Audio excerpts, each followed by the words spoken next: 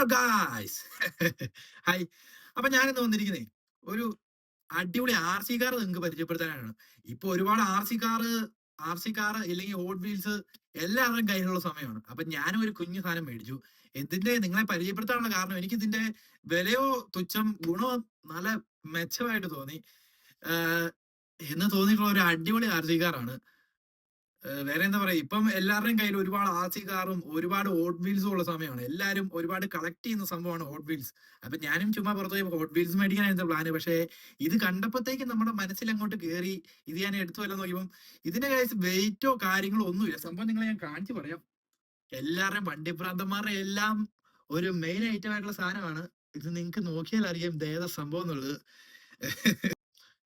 Paul walker Nissan GTR അറിയാലോ. അപ്പൊ ഇതാണ് സംഭവം.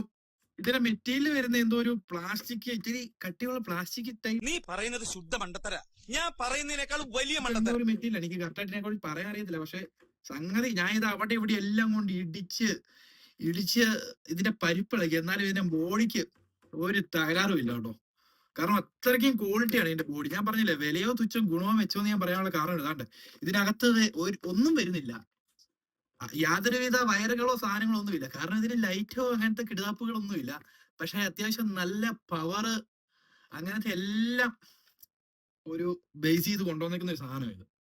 ഒന്നും പറയാനില്ല, ഒന്നും പറയാനില്ല. അത്രയും അടിപൊളി ക്വാളിറ്റി. വെയിറ്റ് എന്ന് പറയുന്ന സാധനം നമുക്ക് എവിടെ വേണമെങ്കിലും ഈസിയായി. ഇപ്പൊ നമ്മുടെ നമ്മളിപ്പം നാട്ടിലോട്ട് പോകാനുള്ള ഇപ്പൊ അത്യാവശ്യം ഒരു ഇതൊക്കെ ഓടിക്കാൻ പ്രായമായിട്ടുള്ള ഒരു അത്യാവശ്യം ഒരു കൊച്ചിന് പ്രായമായിട്ടില്ലെങ്കിലും കുഴപ്പമില്ല. കാരണം ഇത് എടുത്ത് എറിഞ്ഞാലോ ഇടിച്ചാലോ അങ്ങനെ ഒന്നും ഡാമേജ് ഞാൻ ഇതുവരെ ഞാൻ കണ്ടില്ല. അത്രയും ഞാൻ ഇത് ഓടിച്ച് ഇതിന്റെ പരിപ്പിളക്കി എന്ന് പറയുന്നത് തന്നെയായിരിക്കും സത്യം.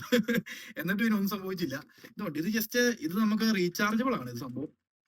ഇത് കണ്ടോ, ജസ്റ്റ് നമ്മുടെ ബി ടൈപ്പ് ഏതോ കേബിൾ ഇല്ലേ അതിൽ കുത്തി കണക്ട് ചെയ്യുക. ഇതിനകത്ത് ബാറ്ററി ചാർജ് സെറ്റ് ആകും. ചുരുട്ടി കയറ്റി അത് തന്നെ വെക്കുക.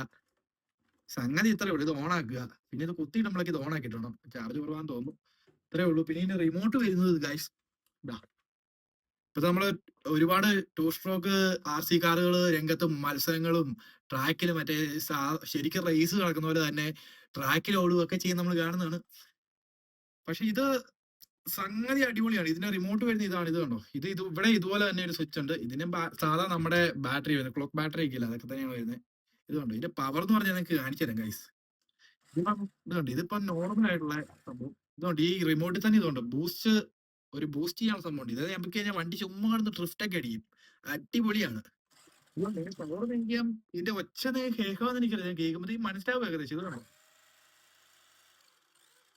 ഈ നോർമൽ ഇതിലാണ് ബൂസ്റ്റർ സൗണ്ട് മാറിയിട്ടുണ്ട്.